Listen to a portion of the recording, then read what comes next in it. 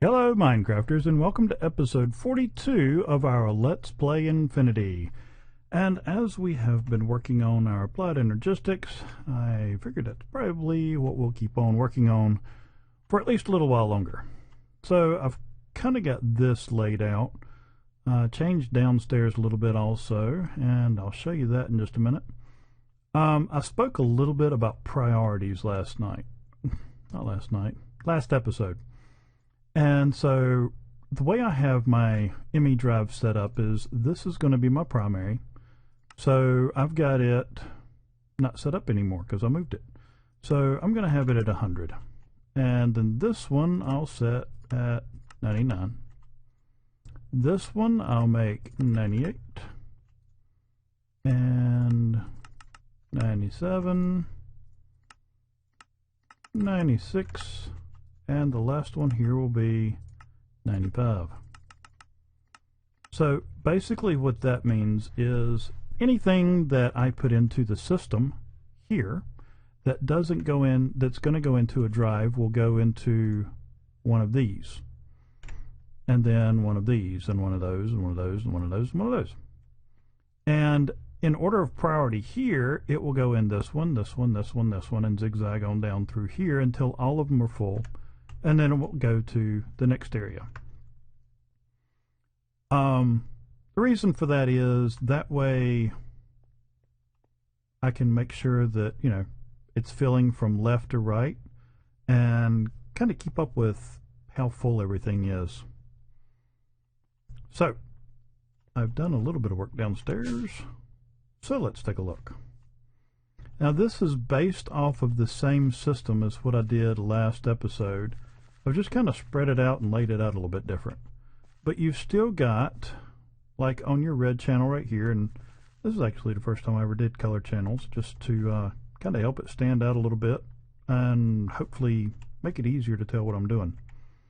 So what I've got here is I have the interface, on the ME interface on the left, the ME storage bus on the right, and then the storage buses up top that attach to the deep storage units. And then I've got a fiber here to transfer power across the lines. I have my energy acceptor here with the line coming over, and it comes down through it with a fiber here, and this keeps any data from going through, it just transfers the power. But my main line comes over here, and then it goes up to my crafting terminal and comes down to this storage bus, and that is where this line starts. So here on this channel, on the white channel, you've got interface, storage bus, and the white channel, and this is what's running our ME drives. And then on this channel you have interface, storage bus, and 6 channels in between. Interface, storage bus, 6 channels in between, and carries all the way on through. Now if you'll notice here, we only have the interface because we're not going out yet, so we don't need the storage bus. So here we're actually only using 7 channels. And you can even look up there at Wayla, get it where it's a little easier to read. You can see there it says 7 of 8. So we can put a storage bus on the end of this and continue on. Or we could dig out over here, put it there, and continue on. All up to us. But that is the basics of what I've got. And this setup here, even as strange and convoluted as that white cable is, that is still exactly the same as these, because you've still got coming in on the interface, out on the storage bus, and then you have your 6 channels between, because you have 1, 2, 3, 4, 5, 6 of the ME drives. This is actually isolated from it. You can see the little cable anchors up through there that keep it isolated. I didn't color that one just because I wanted, for now at least, I wanted my main line just regular color. So, next on the agenda, we're going to get into some autocrafting. And there are a couple of things you need to think about whenever you're doing autocrafting. And when you look in Wayla and you have a crafting table, this is your recipe. Now this is a fairly simple recipe, but whenever you look at an advanced solar panel, this is the recipe for this. But then you've also got individual recipes for all these other little things that make it up. That adds to the complexity and the size of your end item. So that also changes the capacity you need in order to be able to craft that. Not only the complexity of the pattern itself, but how many you're wanting to craft. So, for instance, if I'm wanting to do a crafting table, one crafting table is going to take up very, very little room as far as the pattern. But if I've got a hungry node and I'm trying to feed the hungry node, so I want to produce 1,000, that is going to take up a lot more memory. And so that is where we get into these. These are two items that you're going to need for crafting. And this is kind of the brains of the crafting. You have your crafting storage.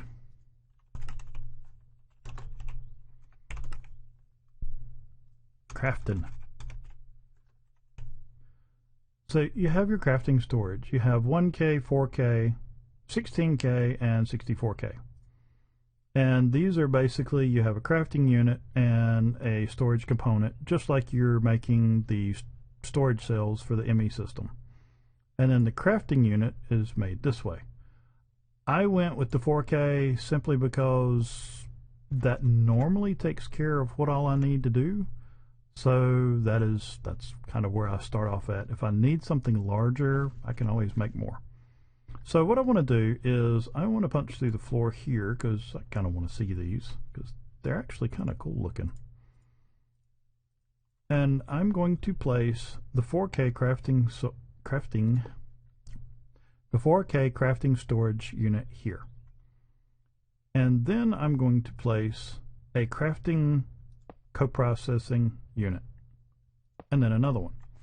Now what this does, without these, when you go to Autocraft, you're going to be crafting, you're going to have ME,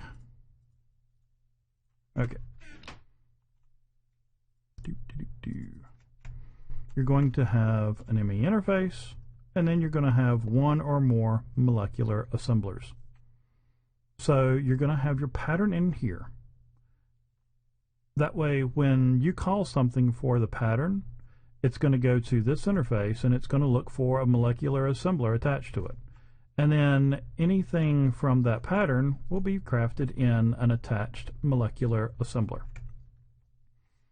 Now, where these crafting coprocessing units come in is you can have more than one molecular assembler attached to your ME interface. And we'll see that here in just a little bit. The more coprocessors you have, the more molecular assemblers that one pattern can access at a time. So let's see, we'll pick that up and we'll just grab some. And let's put that here. And I'll put that there, there, up there, and over there. Now, I left this side so you can have a cable attached to it. Now let's say you've got one coprocessing unit and you have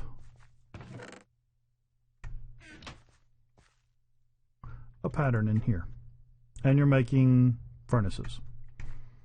So if you have one coprocessor, when you go to make this, it will be in up to 2 of these, because you have one crafting and then the coprocessor allows a second one. Now my setup is going to have 2 coprocessors, so it will be able to access up to 3 of these molecular assemblers at one time whenever I'm crafting a single item. So we'll get rid of this, throw it back in here,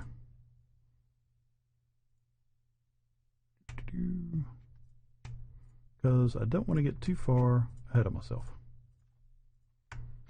Now, another thing to keep in mind, this will craft one item at a time. So if you're making, I don't know, 200 crafting tables to feed a hungry node, and then you want to craft something else, well, it's not going to be able to until this job is done. So what we're going to need to do is set up more than one of these. And so that is what this is going to be. Now, these are kind of neat, the way they go together.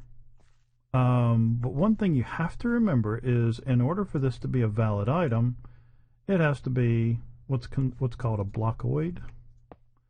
It has to be rectangular, square, whatever, but it cannot be ununiform, because as soon as it is, then it breaks the whole system. Now, as we looked at this, you can use a crafting unit as a dummy plate and put it in. So if I had that, I could put that crafting unit right here. It wouldn't add anything to the configuration, but it would allow it to then be a valid block.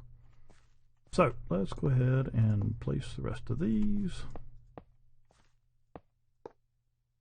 Not there.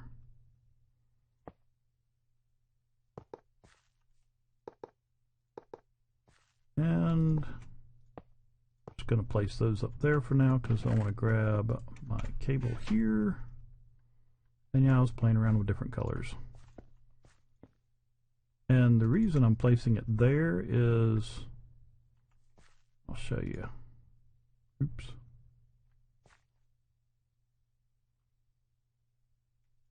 Not where I meant to place it.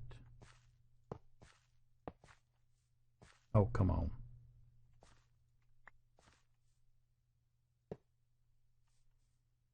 So whenever I place it like that, you can see that cable attaches this one, and then this one. Kind of like that. Actually, a better way to show you might be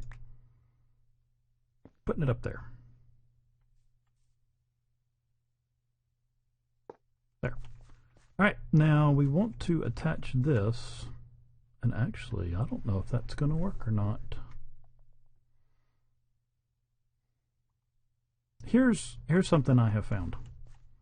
This little interface and storage bus, it works on storage, but I don't know if it will work on this, because something I found out in testing is it doesn't work on the molecular assemblers and the interfaces. So we might have to change this. Let me go ahead and build this and let's find out. Okay, now like I just said, this setup over here does not work with the ME interfaces and the molecular assemblers. So now we're going to need our ME controller. And what this ME controller does is it gives us access to more channels. Now you can see right here that with all of this storage, all of these storage buses, all that we have going on here, until we got into this, we're only actually using 2 channels. And those 2 channels are the storage bus here and the crafting terminal up there. But now we're going to have more channels. So we're going to add the ME controller. This gives you, I think it's 32 channels per side. The only bad thing is your smart cable can only carry 8 channels. And that's where our dense smart cable comes from, or our dense cable. This will allow you to have 32 channels on one cable. So you can use this to pull your 32 channels from one side. So from there and there. Oh, oh. Don't want those connected. But you get the idea. And I don't know if this will stay here, but it's going to be there for now. All right, now, like I showed you, you can have your interface and your molecular control, or your molecular assemblers, touching each other. You can have multiple assemblers on one interface. And another cool thing is data flows through all of this. So you don't have to have cables connected to everything, which makes it a little bit easier to set this up. Now what I do is I go 3 wide. So that's 1, 2, 3 interfaces. And we're not using any channels yet? Oh, 3. Okay, I'll see it up top now. This is just not enough to show up yet. So one of the things I want to go ahead and do is place these, because these are going to be attached to there. And I'm also going to put them up there. And I'll wait back here. So the next thing I want to do is I want to take and I want to put interfaces here. And then what I'll do is I will make sure these are all covered with assemblers. So like this. And then we can come over here and do it the same on this side. Now the good thing is the assemblers do not take a channel, only your interfaces. So as you can see, we're using 7 channels of 32. Now the cool thing is we can go over here and come off this side. Oh, there's my shovel. And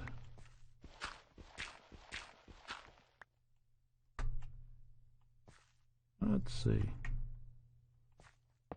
I want to do that, and then 1,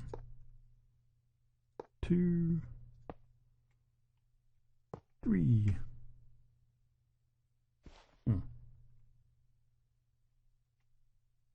I need to fix this. There. I needed to make it 1 more deep. There. Now I can place that one there, and I can still get my assembler in there. Now the reason I am only doing these 7 deep is this. Even though this dense cable can carry 32 channels, this string can only carry 8. So if I take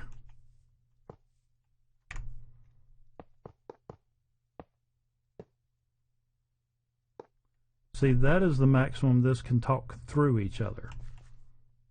They have the same channel limitations that the smart cable and all the other cables have, other than the dense cables. So I'm only doing 7 channels out here, because I've got 1, 2, 3, 4, 5, 6, 7. Now I could take, I could take 1 and stick it in there and put another one right here, but that just doesn't look quite right. And I know there are some ways that you can like make a ball and it'll be more efficient, but I kind of like this setup because I want to be able to see what it's doing, and I can tell what it's doing a little easier this way. And should I mess something up, like that never happens, it's a lot easier to go back into this and fix it and troubleshoot it and figure out what you did wrong. So let's throw this together.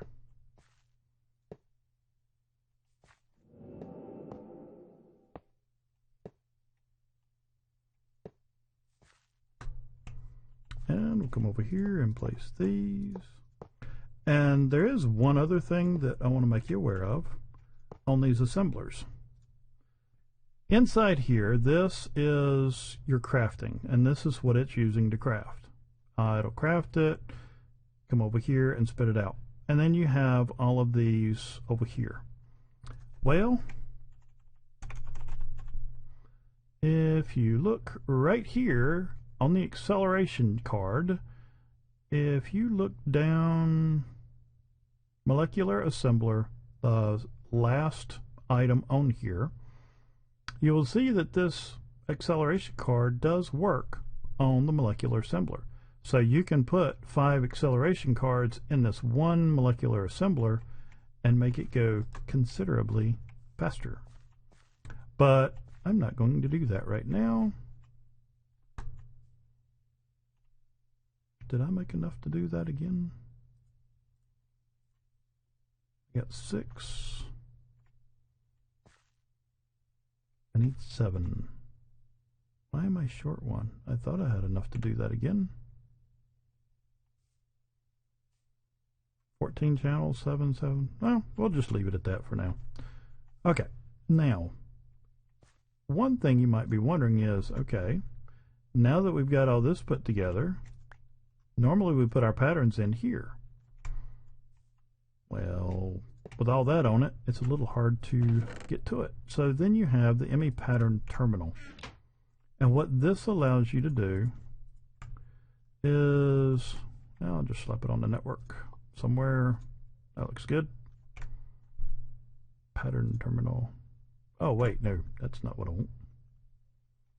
Sorry. Dun, dun, dun, dun, dun, dun. Interface terminal. That's it. Like, why am I seeing inventory? Okay, this is better. Throw that on there. And you can see it uses another channel.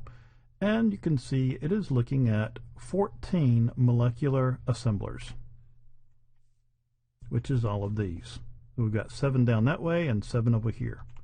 Now, this is what I was talking about. If I add one more, it'll say 15. If I add another one, it will say 15, because it cannot read that 9th one on this string. So just keep that in mind whenever you're designing or putting this stuff together. So let's grab a pattern and I'll show you what this looks like. And we'll take that one off. We'll take our pattern, we'll stick it in here, we'll come over here, and now you can see it. Or I can come over here on this end,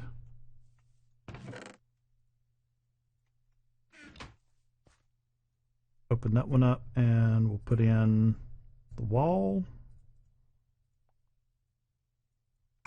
Put that there so I can put it back in. And now we can see that one up there, and then there's the wall. But this is accessing all 14 of those molecular assemblers. And like I said, you can put the patterns in and out from over here, and that's access to all of those. So now, if we come over here, actually, and if you hold shift while these are in your bag or in your inventory, if you hold shift, it'll show you what they are. So then you can, you know, pick it up and stick it in there. So now if we go upstairs and go into here, and we'll take this and flip it over to craftables, and there is our furnace. So if we want to craft the furnace, we can craft a furnace. Now it's going to take 8 cobble to make a 1 furnace, but we cannot start yet because we don't have any coprocessors.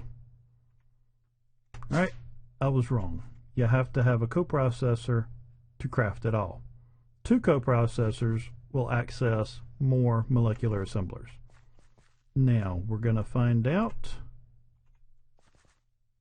if this little bridging system will work on this.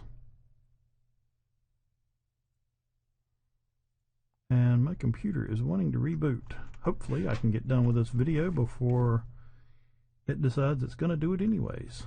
Alright, I want the storage bus. Yep, that one. Then I break the dirt. And then the interface. And then a cable. And I need some fiber. That way I can put that there. Alright, now that's all lit up. Now, if this will craft, then that means it's going to work. If it's not, nope, no start button. Oh, shoot. So that means we're going to have to pull this off of here. And we're going to have to access our channels over here. So let me get a few things together, and I'm going to move this somewhere else, and we'll see what we can get going on. So give me just a minute, and I'll be right back. Okay, I think I have this figured out, and hopefully I didn't get too messed up, because apparently when my computer decides it's going to install a driver, it's just going to do it. Because it ended up rebooting anyways. Luckily, when I took the pause, I went ahead and saved what I had recorded so far, so hopefully this will stitch together pretty well. But anyways, I think what I'm going to do is I'm just going to, for now, come off the bottom of this, and we're going to put 7 sets of these. So, kind of like I did in the floor before. And it's 1, 2, 3, 4, 5, 6. Meh. Get over here.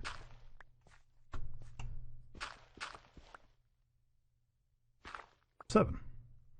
And we'll fill them from the bottom up.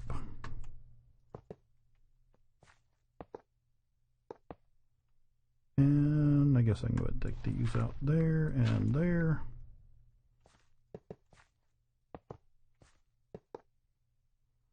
And put these on the top.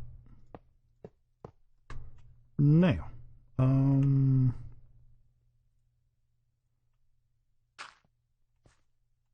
put that there. Actually, I think I want to dig these down one more, and you'll see why in just a second. So I'm going to go ahead, yeah, I got my green, I'll go ahead and use it. I'm going to go ahead and connect that one. And now I'm going to interconnect these like this. Just like that. So now we've got all these lit up, and we're using 7 of 8 channels. And I'll put the dirt back there. So now we've got that little thing set up. And now if we come over here and check out our furnace, if we do next, okay, now we got the start button. I'll tell you what, there's something else I can show you here too. Now, if you'll remember, we have 4K crafting storage. Now, one furnace is going to take 34 bytes. 100 is going to take 1K. 1,000 is going to take 10K. We don't have a start button anymore. Now, I didn't mention that here, but we have a start button because this is under our 4K limit. But as soon as, well, let's see if it's, yep, 4K, 4,000. And we can probably go, that might be cutting it close. Nope, that's over. So this is where that 4K comes in. So we cannot make 410. Nope, can't make 410. But it's going to be just over 400. That we can do. But anyways, that is what I was talking about, why you have the different, storages. Now, actually, what we could do is I can take that from there and I could put this here and then take these. Now, see, this setup is actually got 8K because there's two 4K in it. And let me show you. So now if we go up here and do 500, it's going to let us because there is that one that will go through.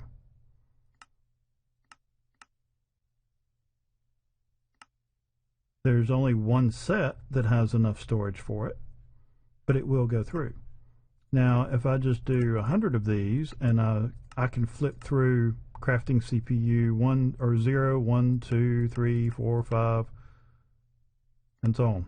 Well, that's all I've got. 0, 1, 2, 3, 4, and see these are 496, 5. That one is 8192 because that's the one that we combined.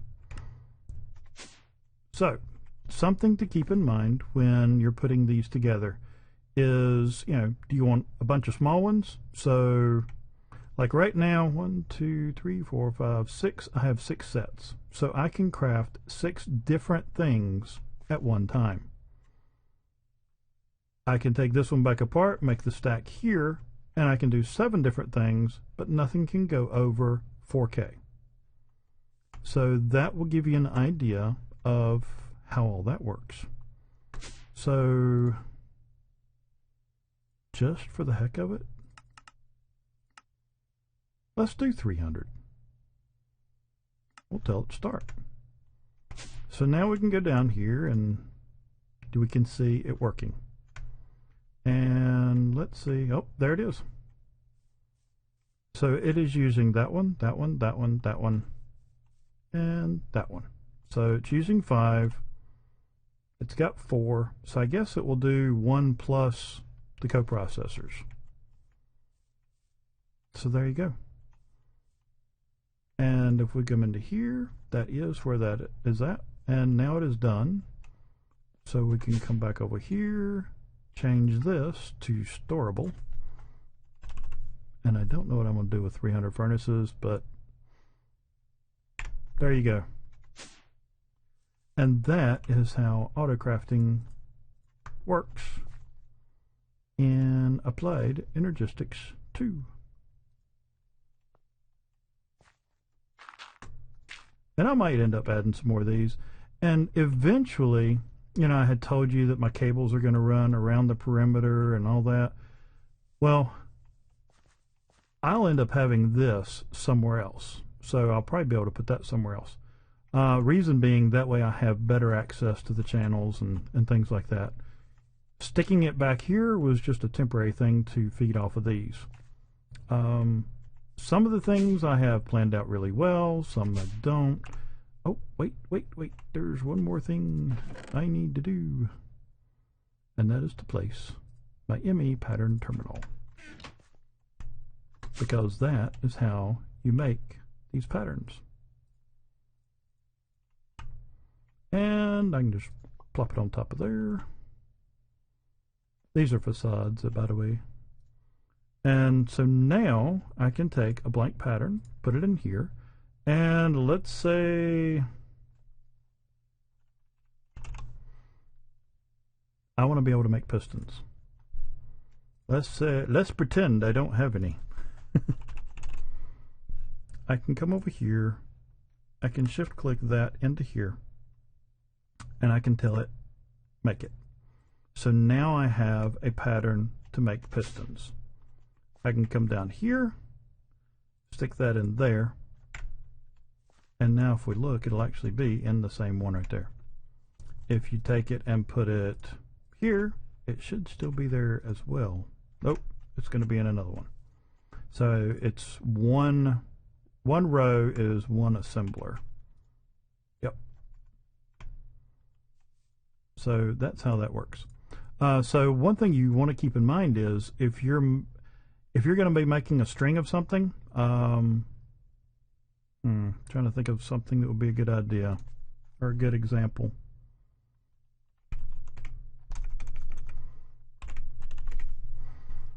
All right, let's say you're wanting to make a bunch of better barrels.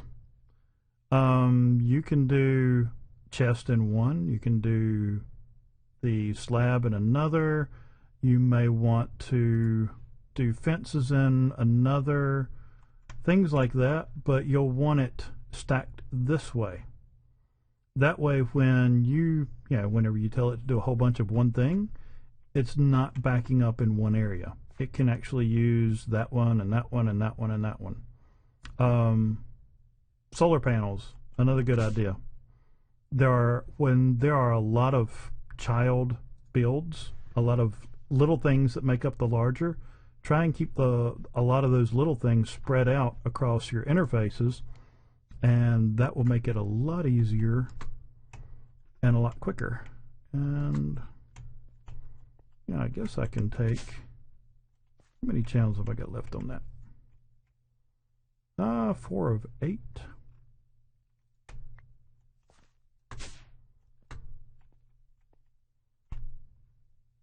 Where'd you go? There you are. And put that back there. Because it's not something I'm going to access as much, but now I've got access to all my molecular assemblers. And I'll tell you one more thing real quick. This molecular assembler can actually be used by itself. If you'll just power it and put in a pattern in here, then you can pipe in your raw materials on one side and export your completed item on the other side, and you can actually make one of these that only does one pattern. Something some people didn't know, but I'm guessing most people did, so yeah. Anyways, that is that. I guess I can't shift click them in there. Oh well. But I believe that will be the show for today. I hope you enjoyed it. I hope you learned something. And yeah, most of all, I just hope you were entertained and enjoyed the show. If you did like it, make sure to click like down below. And if you have any questions about the Applied Energistics so far or anything else, make sure to post that down below as well. But most of all, I just hope you enjoyed your time. I hope you'll come back to see us. And until next time, take care and God bless.